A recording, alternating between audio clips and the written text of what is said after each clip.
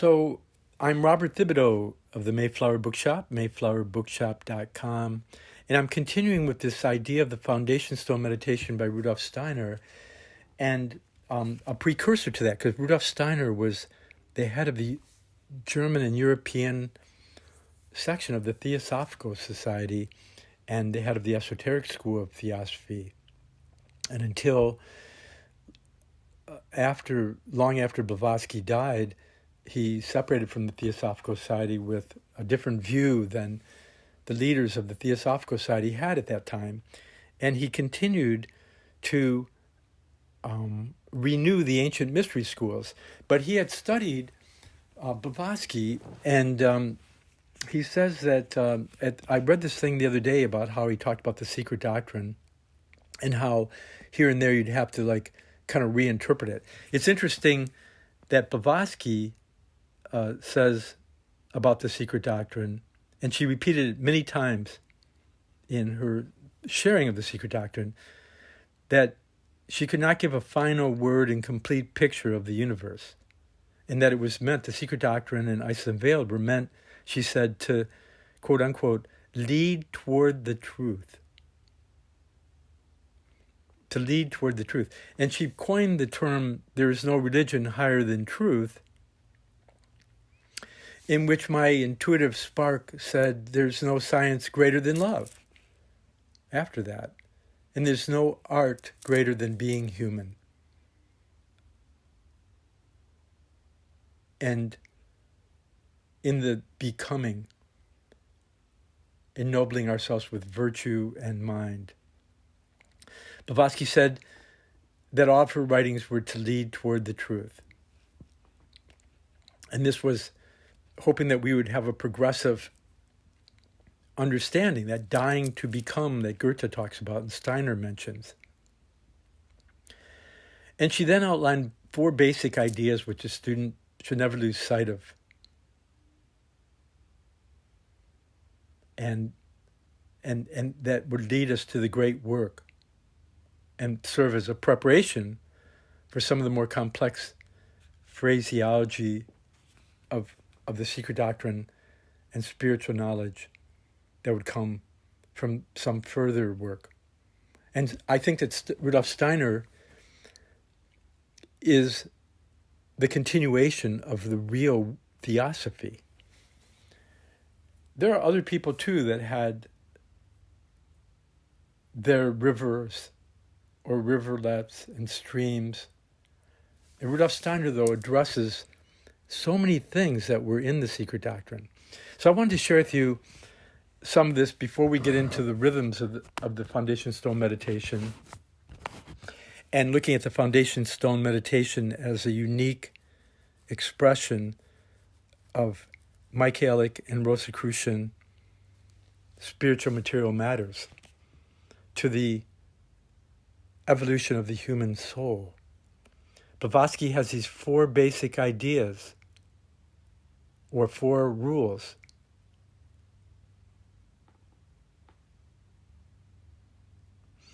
Number 1 is the fundamental unity of all existence. This is a little bit different than the common unity that most people think about. She says this unity is a thing altogether different from the common notion of unity, as when we say that a nation or an army is united, or that this planet is united to that by lines of magnetic force or the like. The teaching is not that. It is that one existence. I'm trying to connect this to the 4 stages of the Foundation Stone meditation, by the way. So this is the Father principle. The oneness of the primordial darkness, the warmth, as a trinity. The primordial darkness, the oneness, and the warmth, as a trinity of the first stage of the Foundation Stone meditation. So Blavatsky says here, it is that existence is one thing, not any collection of things linked together. Fundamentally, there is one being. The being has 2 aspects, positive and negative. The positive is spirit or consciousness. The being has two aspects, positive and negative, active and passive maybe. The positive is spirit or consciousness. The negative is substance, spirit and matter. The subject of consciousness. She's implying that when we have substance, we have consciousness of the spirit, I guess, and we're not sleeping in oneness. This being is the absolute in its primary manifestation. Being absolute, there is nothing outside of it. It is all being. It is indivisible, else it would not be absolute. If a portion could be separated, that remaining could not be absolute, because there would at once arise the question of comparison between it and the separated part. Comparison is incompatible with any idea of absoluteness. There's no, in other words, I'm saying, there's no you looking at the oneness, it's a oneness. Again, I'm sharing all this so that each of us can have the keys to Theosophy and Rudolf Steiner and any spiritual system of knowledge, be it Rosicrucian or cosmic intelligence of the archangels. So there's a oneness that we can experience without, we're just one with it. And there's no mind or ability to do anything, we're just one. And I think we all have that already, we're just not aware of it. And I'm sharing all these talks in the hope that this is my way of bringing peace instead of like trying to fight. I'm trying to share how each of us is rich inside. Each of us is a message in a bottle.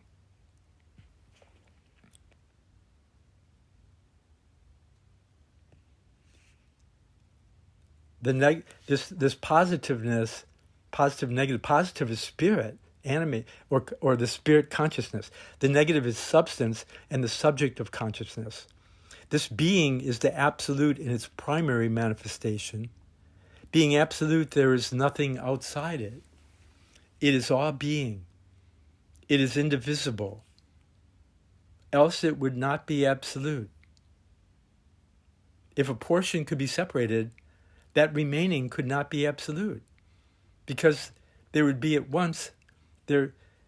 at once arise the question of comparison between it and the separated part.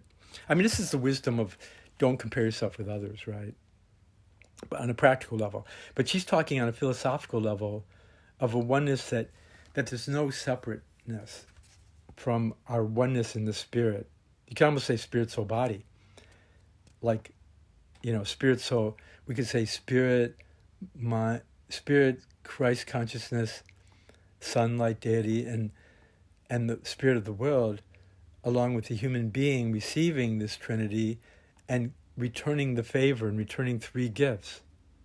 The gifts of the Magi, returning gifts that they were given with the heart of the shepherd. There's a meditation right there we could get lost in, or get found, lost and found, right? A lot of us are so stuck we need to get lost first, and maybe that's why people are so crazy before we get found, heart found, as in the Foundation Stone meditation. So here's Blavatsky. If a portion could be separated, that remaining could not be absolute, because there would at once arise the question of comparison between it and the separated part. Comparison is incompatible with any idea of absoluteness.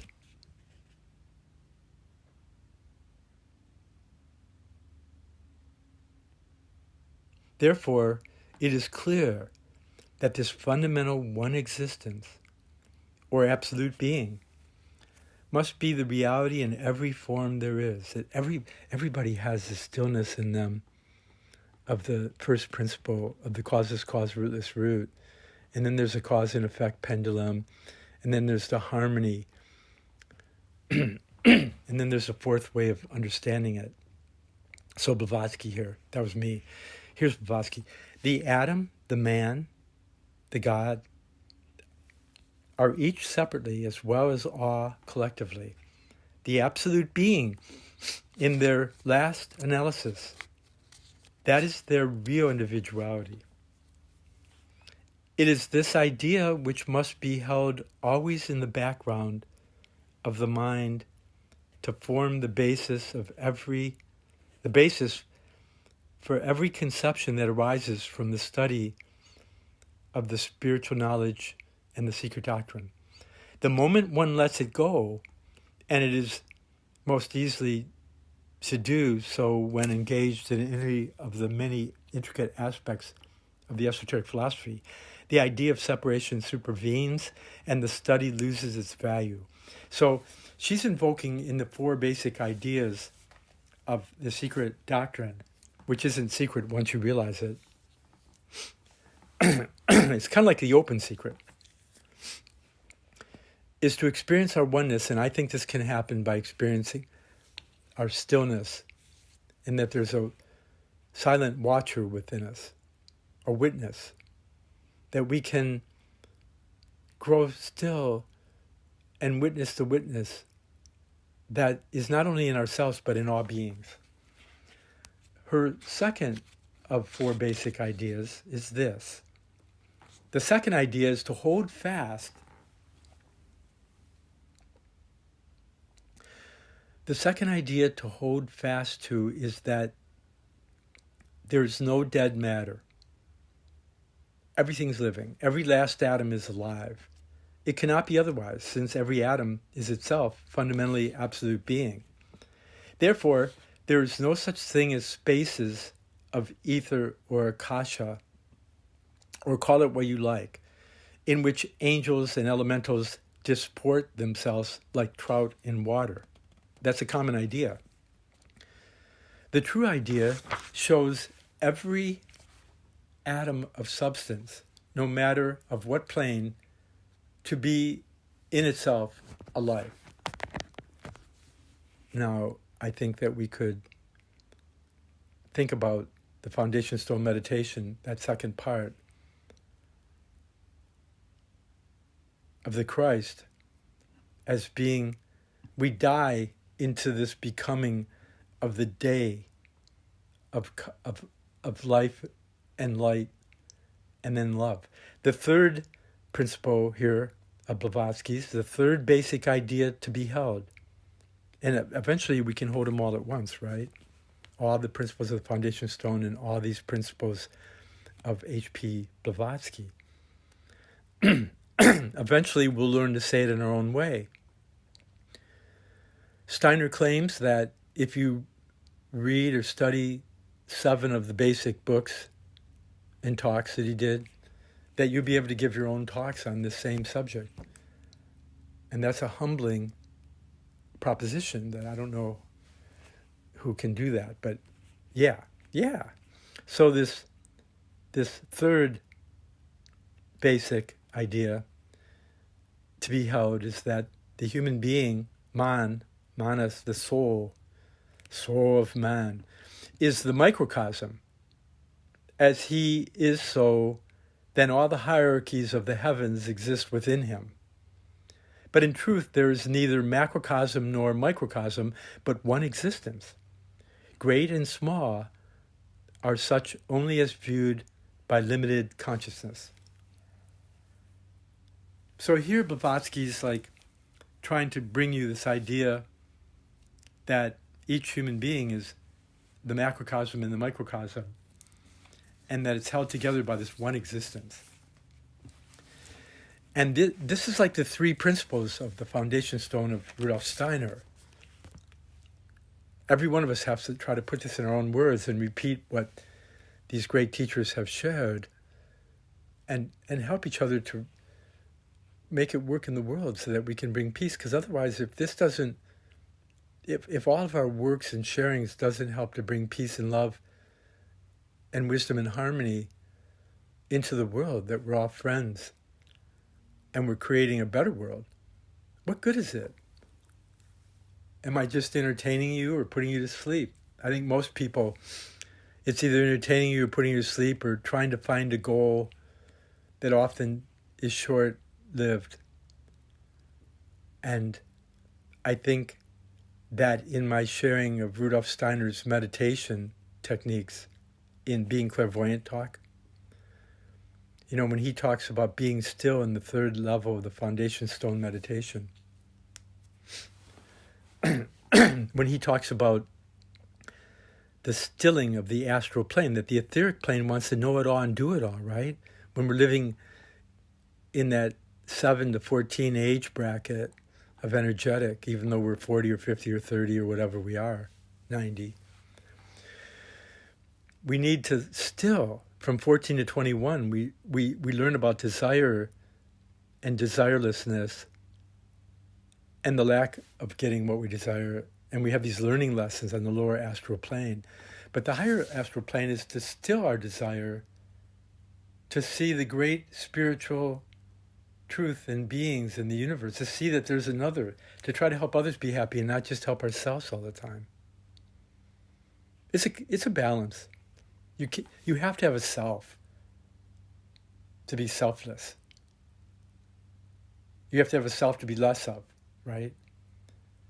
But the second level, after the Theravedic and Hinayana Buddhism, of I have to get enlightened and be happy and love so I can help others love. The second level is the Mahayana, greater vehicle of helping others. I help myself by helping others.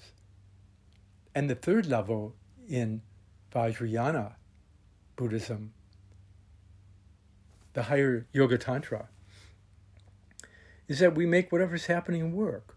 Whether we're in the spiritual or material or soul realm, we're going to make it work for the benefit of everyone, for the benefit of mystici, as the Beatles refer. Listening to The Void in the Revolver album, the last song. So I hope you get that. And then I think when you're really a spiritual peer and fellow of the Anthroposophical Society or the Theosophical Society or whatever spiritual group you're in, Rosicrucian, Mikaelic, ascended, descended, that we put spirit, soul, body in harmony with our everyday life. And so here on the fourth basic idea of Blavatsky's here, the fourth and the last basic idea after that there's neither macrocosm nor microcosm, but one existence, great and small, are such only as viewed by limited consciousness. But yet there's that as above, so below, that they reflect each other and there's this oneness. Then the fourth level that she suggests in her basic ideas, the fourth and last basic idea to be held is that expressed in the great Hermetic axiom. It really sums up all and synthesizes all the others. Now Steiner here would say, man, know thyself, which was over the portal of the ancient Greek mystery schools as you entered. Think man or soul mind, heart mind, know thyself, and thou shalt come to know the whole world. Steiner later would say, know the world truly, and you'll come to know your whole self. And here Blavatsky mentions the fourth and last basic idea, which is like the fourth level of the foundation stone of the purification, resurrection of the heart, the illumination of the magi, Mikaelic cosmic intelligence of the head, and the single purpose of the individual to benefit the world. Blavatsky says this fourth and last basic idea to be held is that expressed in the great Hermetic axiom, which sums up and synthesizes all the others. As is the inner, so is the outer. As is the great, so is the small. As as is the inner, so is the outer. As is the great, so is the small. As it is above, so it is below. There is but one life and law, and he that worketh it is one. No thing, nothing is inner, nothing is outer, nothing is great, nothing is small, nothing is high, nothing is low. In the divine economy, and I add, each of us sparkles and sparks the divine soul, illuminating the way for self and other, that all are sister, all are brother. I just created that and added it. Makes sense. No matter, Blavatsky says, no matter what one takes as study in the secret doctrine or the esoteric learning, one must correlate it with these basic ideas.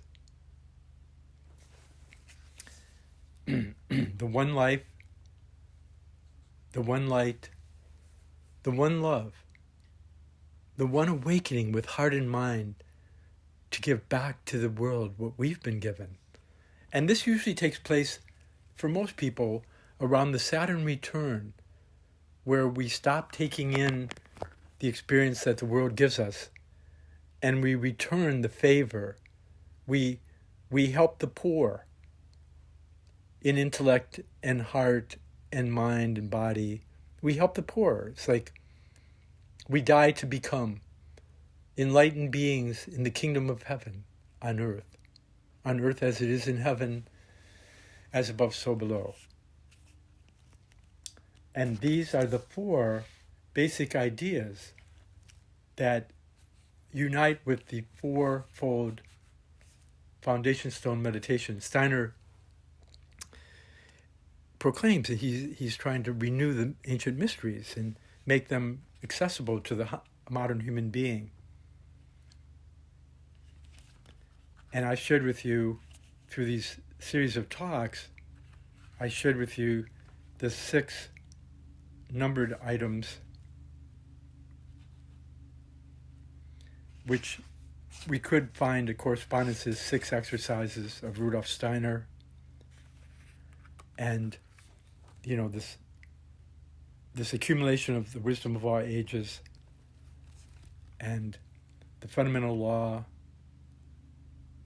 that all emerges around and toward which all gravitates. This one homogeneous divine substance principle, the one radical cause. There's a substance principle.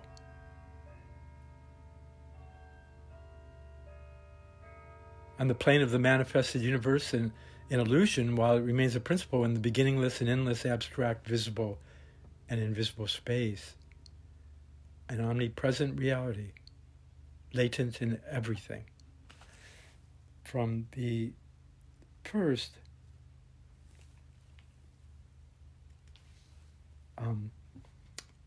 the idea that there's something that came down to us in that we received teachings from higher exalted beings who watched over the childhood of humanity for long ages, the wise, the fifth race of this which kept the golden learning from the cataclysm of Atlantis, in that there's a substance principle, and that the universe is a periodical manifestation of this unknown absolute essence. But perhaps it's more than an essence. For the noun, the verb could be from to be, yet it cannot be identified with a being of any kind that can be known by the human intellect. So it's neither spirit nor matter, but both.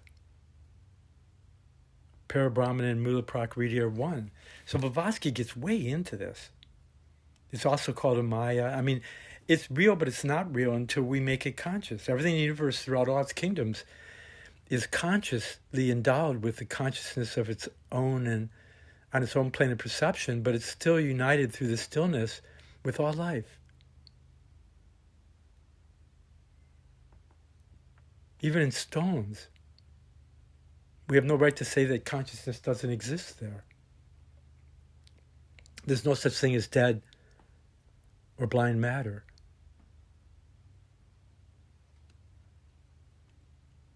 It's beyond the surface appearance, for it's a noumenal essence. There's a phenomena in the noumena, right? The noumena is the cause, and then there's the causeless cause, which have more reality than their objective, ever-changing counterparts. It resembles a system of medieval nominalists for whom it was the universals that were the realities, and the particulars, the Aristotelian, which existed only in name and human fancy, but when it represented the universals or the Platonic, it was real. Steiner often talks about the Chartres Cathedral and the trying to bring together the Platonic and Neoplatonic, the Platonic and Aristotelian in this new way. And that's what I'm calling for, is a new anthroposophy and a new theosophy, a new awakening of spirituality that each of us could share on the whole planet to help us garden the earth and each other as one family, as a giant friendship of a universe that is worked and guided from within outwards. As above, so it is below, as in heaven and so on earth. And in the human being, the manas, the heart-mind, the microcosm and the miniature copy of the macrocosm is the living witness to this universal law and to the mode of its action. This is what Blavatsky says in her 6th step of the summing up these 6 things I've just gone through in my own way and quoted her, that the universe is this working from within outward now. It's a living witness to the universal law, to the mode of its action.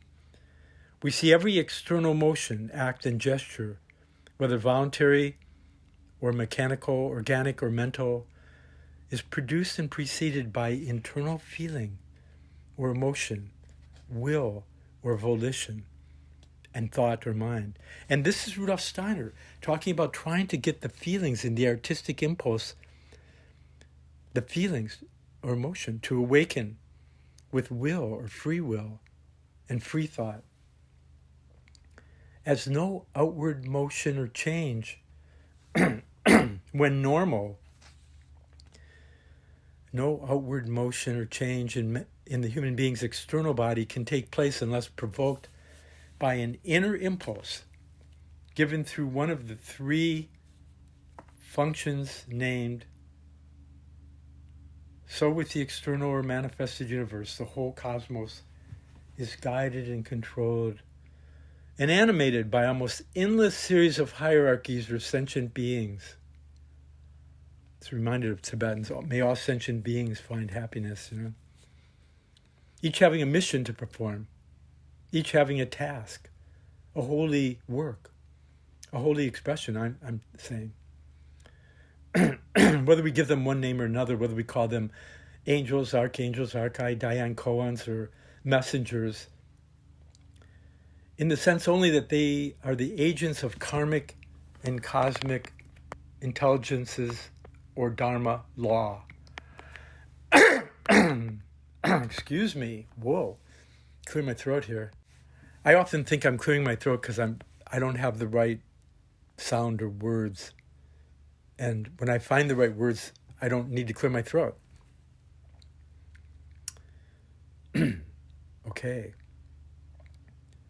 It's a funny thing that we matter, but we don't, because there's parents, And then there's children. There's less fortunate ones. All of our children are all those who suffer more than we, and no less.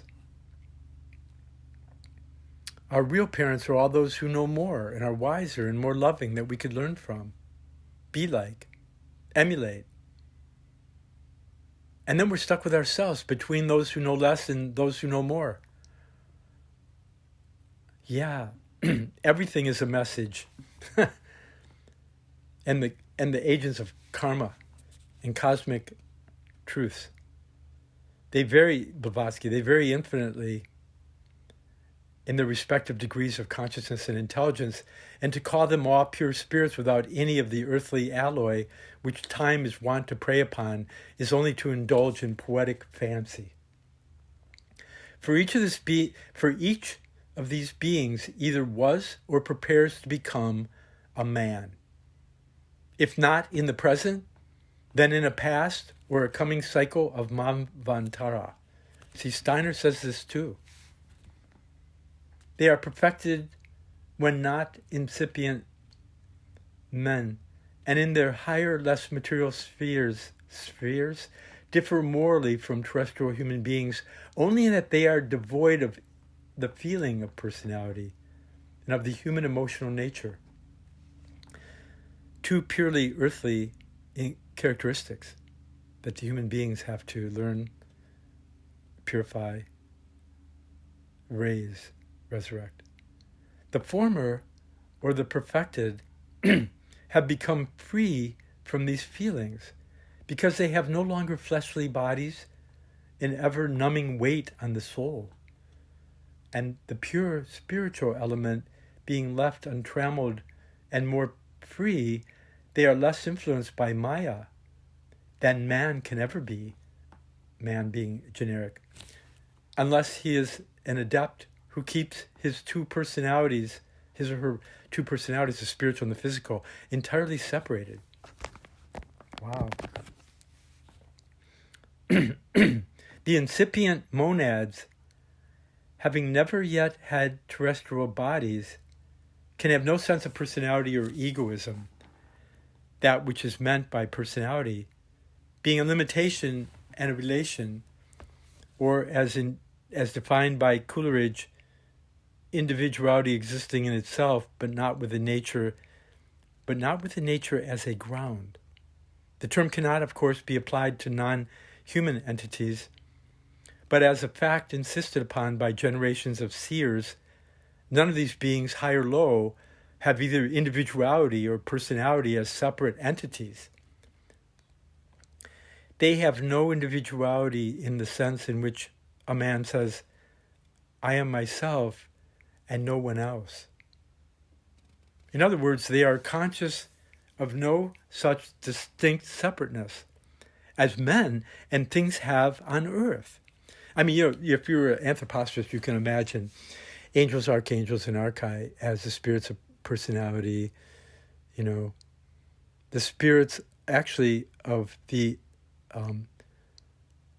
retarded Aramonic, or the, playing too advanced or retarded Luciferic, or Asuras. I mean, there's three spiritual sets of beings that can give us problems if we don't keep our feelings and our compassion and our groundedness and our earth and our humbleness, that we don't have these spiritual higher proclivities, that we're just constantly making mistakes in learning.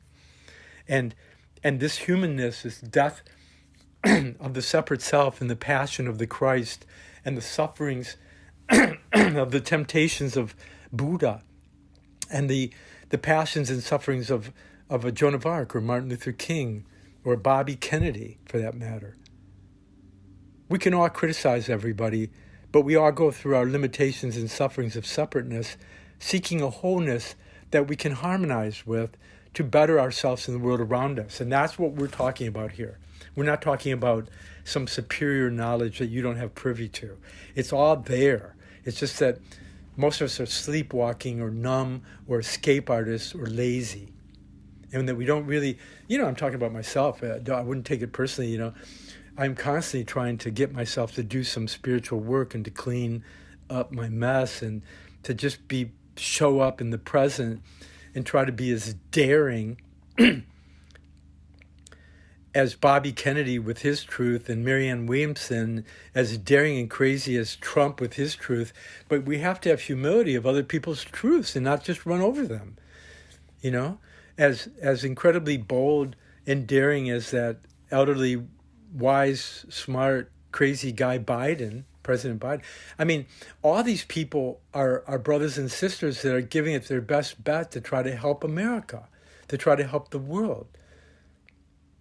What I'm doing now is sharing my little self-study that I think could help us all. And I am myself and no one else.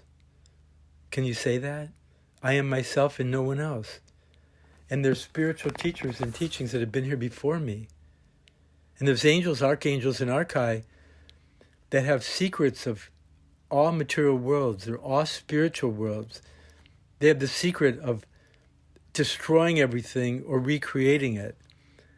And I have to be discriminate of learning for myself what's going to help and not trying to run everybody over with my truth or my way of loving things. In other words, Blavatsky says, they are conscious of no such distinct separateness.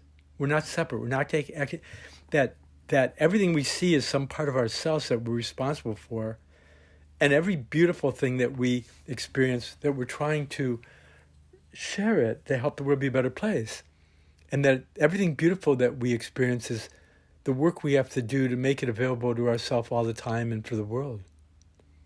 And all the negative things we experience are our bad karma, our difficult karma that we didn't learn from, not bad, but our difficult karma that's still to learn from the past. Karma and suffering is the task that we have yet of healing. And the Rosicrucian impulse was a direct thing to purify ourselves so to heal and purify others, to heal ourselves first before we try to heal others. And the Mikaelic is to use the cosmic wisdom that was here before us to apply to this so that we can be a unique creative spark of the sun, whether we call it Krishna or Christ or Hermes, Christos. That we're not separate from the past, present, and future and the opportunity at hand. Blavatsky says that individuality, I am myself and no one else, and that this individuality is the characteristic of the respective different hierarchies, not of their units. And these characteristics of the hierarchies vary only with the degree of the plane to which those hierarchies belong. Blavatsky is saying this, the nearer to the region of oneness or homogeneous, and the one divine, the purer and the less accentuated is that individuality in the hierarchy. In other words, I haven't found my voice. In other words, the unique individuality, when it experiences the oneness, becomes less separate. And each particle of our 7 levels of consciousness, of our physical, emotional, mental, our thinking, feeling, willing, our lower and higher manas, our manasic, our Buddhic principle of loving kindness with a conscious manas on it, aware of the oneness of the Atma, the spirit man, while we're the spirit self and the life spirit of Buddhi manas. That our separateness drops away, you know. And Robert can be a unique individual that you think he's really unique, but he's so one with everything that he's not separate. There's nothing to steal or put down. We each are trying to do this.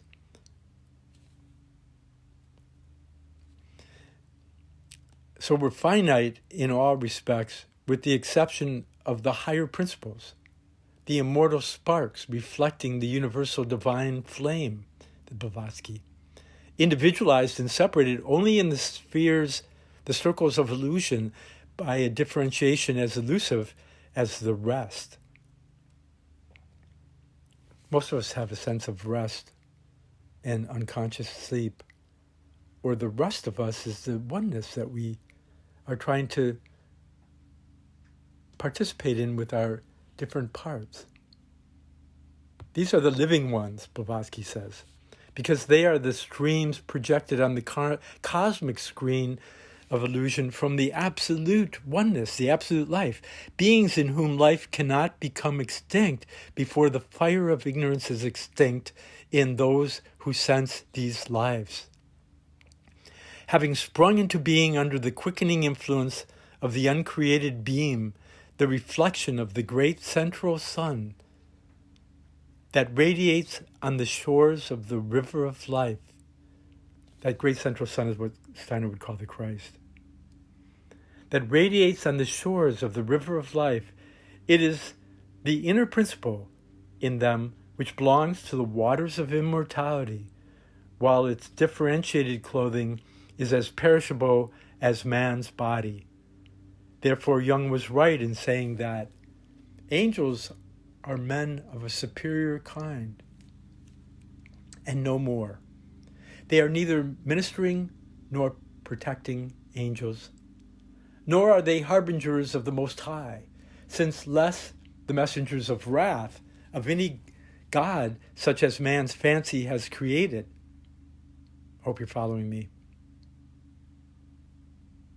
Angels are men of a superior kind and no more. They are neither ministering nor protecting angels, nor are they, this is like adult conversation, by the way, nor are they harbingers of the Most High. Still less the messengers of wrath of any god such as man's fancy has created. Gods of wrath, right? To appeal to their protection is as foolish as to believe that their sympathy may be secured by any kind of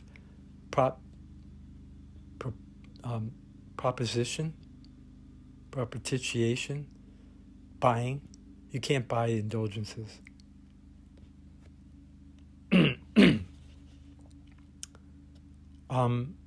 This is a deep subject because we're angels in the becoming out of freedom and love, according to Rudolf Steiner.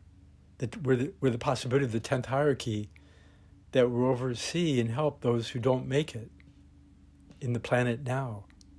So here's Blavatsky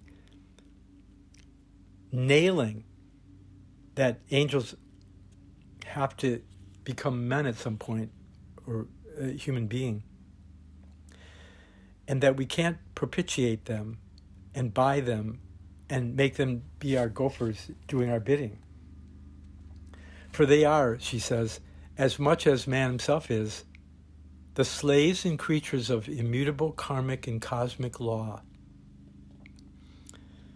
The reason for this is evident. Having no elements of personality in their essence, they can have no personal qualities such as are attributed by human beings or men to the angel. In exoteric religions, to their anthropomorphic God, they created God in man's image. You know, God created man in his image and men returned the favor. Men created the gods and cunning took advantage of it. Yay?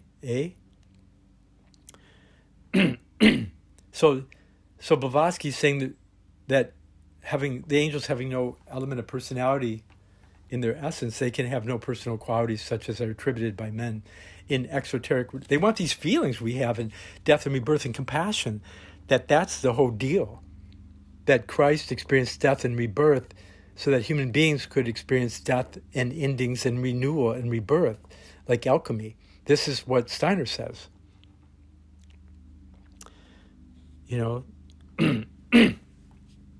there's no anthropomorphic God. A jealous and exclusive God who rejoices and feels wrathful, is pleased with sacrifice, and is more despotic in his vanity than any finite, foolish man. This is man playing God. Blavatsky's talking about it.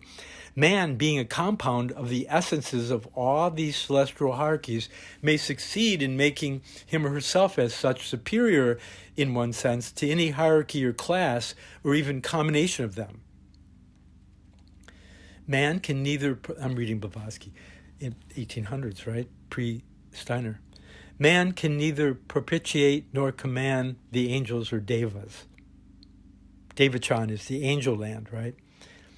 It's real, but it's not, too. We create it. Man can neither propitiate nor command the devas, it is said, but by paralyzing his lower personality, I say alchemically transforming and composting one's biography. Steiner says you have to destroy your biography. She's saying that we have to paralyze the lower personality somehow from taking over the higher self. And arriving there by at full knowledge of the non-separateness of the higher self, the Atma Buddha Manas, the spirit man, the life spirit, the spirit self. Steiner talks about transforming the lower three into the higher three. Here, Blavatsky talks about the full knowledge of the non-separateness of the higher self from one absolute self. The human being can, even during the terrestrial life, become as one of us, as mentioned in the parable myth reality of the Garden of Eden. The one of us, the wisdom curve. Thus, it is by eating the fruit of knowledge which dispels ignorance, this Blavatsky, by eating the fruit of knowledge which dispels ignorance, that man becomes like one of the Elohim or the Dhyanis, archangels or angels. And once on their plane, the spirit of solidarity and perfect harmony which reigns in every hierarchy must extend over him and protect him in every particular. One can read Rudolf Steiner's talks on Genesis and his reverse cultist ideas that are taught in anthroposophical circles. Blavatsky. The chief difficulty which prevents human beings of science from believing in divine as well as in nature spirits is their materialism. The main impediment before the spiritualist, which hinders him from believing in the same, while preserving a blind belief in the spirits of the departed. The scientists are over-materialistic and don't believe in spirit, and the spiritualists believe in spirit without a connection to matter. And this is what Blavatsky tried to heal, and this is what Steiner himself tries with spiritual science, that we see the spirit within all forms. This is Rudolf Steiner. Do you get what I'm trying to do for you new ones here? Just like we needed to bring Annie Besant and Judge G.R.S. Mead back into the theosophy of Blavatsky, we need a renewal of theosophy. I call for a renewal of anthroposophy. And that we bring back Ida Wegman and Vreed and all the others. I won't mention them right now. We bring back the JB and DJ, the DJs. The last DJ who says what he wants to say, plays what he wants to play. Yeah, yeah, yeah. You know, Tom Petty sings about the last DJ, the last DG, the last deity god. Each of us is a unique expression of the oneness. So here we go. Blavatsky, who's trying to do this, and the spirits of the departed, in the general ignorance of these spiritualists, the general ignorance of all except some occultists and Kabbalists about the true essence and nature of matter. It is on the acceptance or rejection of the theory of the unity of all in nature, in all its ultimate essence, that mainly rests the belief or unbelief in the existence around us of other conscious beings besides the spirits of the dead. It is on the right comprehension of the primeval evolution of spirit matter and its real substance principle and its real essence that the student of esotericism and spirituality has to depend for the further elucidation in his mind of the occult cosmology, of the spiritual cosmology, right? Of the seven earths, we're on the fourth. And for the only sure clue which can guide the subsequent studies. Boy, did Rudolf Steiner continue on this, eh? This is H.P.B. In sober truth, as just shown, every so-called spirit is either a disembodied or future man, as from the highest archangel, the Dian Koan, down to the last conscious builder, the inferior class of spiritual entities. All such are men. human beings, women, having lived eons ago in other manvantaras on this or other circle spheres, so the inferior semi-intelligent and non-intelligent elementals are all future human beings, future men. The fact alone that a spirit is endowed with intelligence is a proof to the occultists that such a being must have been a man and acquired his knowledge and intelligence throughout the human cycle. There is but one indivisible and absolute omniscience and intelligence in the universe, and this thrills throughout every atom and infinitesimal point of the whole cosmos, which has no bounds and which people call space. I say the space, the last frontier, the calm abiding space equanimity of the Tibetan Buddhists, the emptying the perception into the heart of space of Rudolf Steiner and creating out of nothing. Come on, people. Meditate. Nothing matters but this, and all creative effort is created out of this nothing. Steiner says that only when you create out of your unbornness and nothing can you be free of karma, for God's sake. Doesn't he continue this idea? Space, the last frontier. Blavatsky says space, considered independently of anything contained in it. But the first differentiation of its reflection,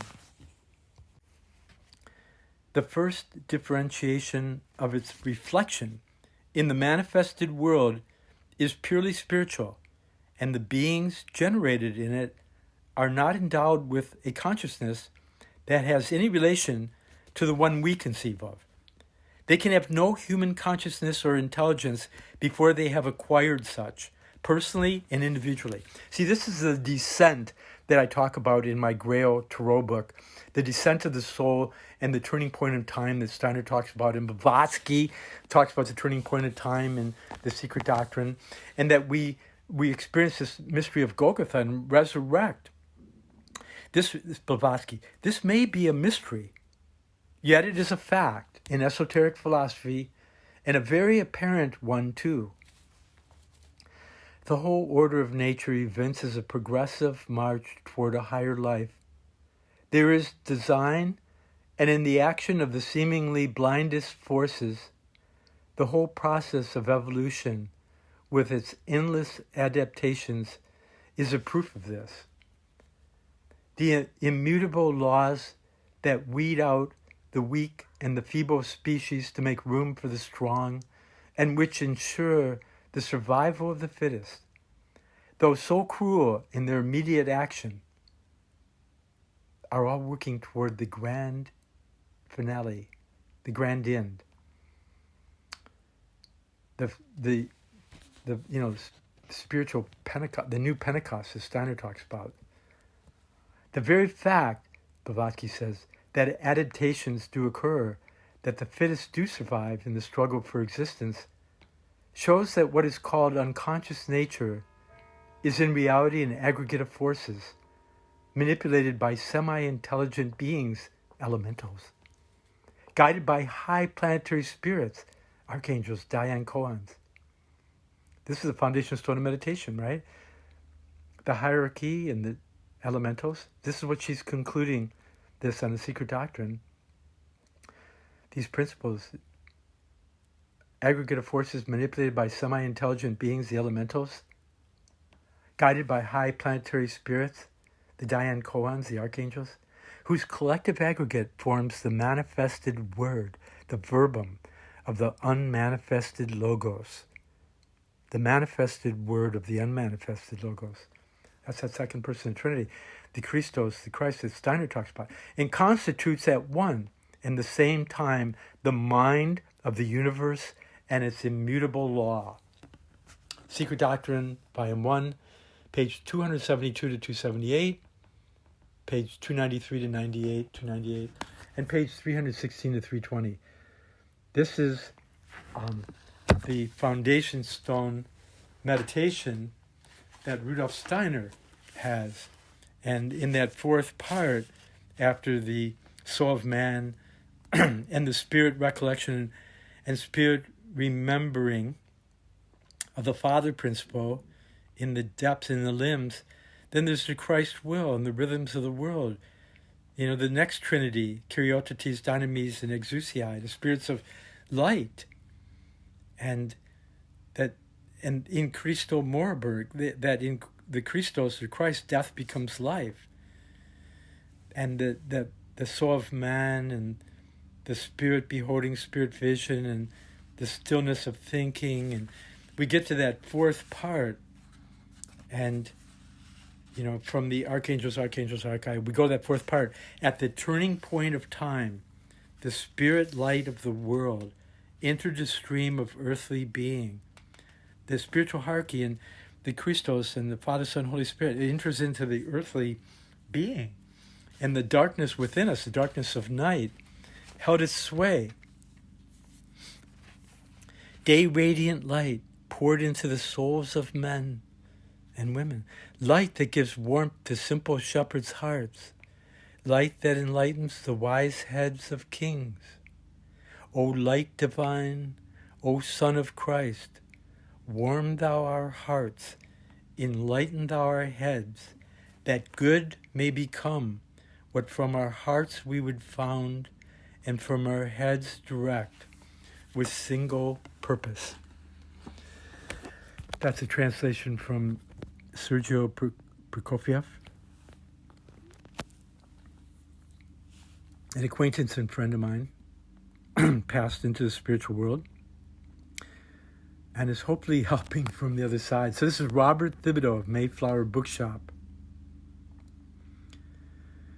MayflowerBookshop.com. I'm sharing with you my attempt to bridge together all spiritual impulses in the modern world, primarily introducing to you the beautiful foundation stone meditation of Rudolf Steiner, the foundation stone mantra, and the principles of theosophy, the wisdom of deity, and the wisdom of the mind that connects with it, anthroposophy, in a renewal of the ancient mystery schools that each one of us can become co-creative with the whole of our life and the future evolution of the earth. That each one of us can become a theosophist or anthroposophist individually in our heart and mind. And we can become a friend to all that lives. That we can see that we're on the fourth step of the evolution of the human being, and that there's 3 steps to go. And that from our centeredness in meditation, our fourth way of being still, sitting up straight, and being still, and being thoughtful of our connection to everything, our connection to stillness, our connection to an awakening participation.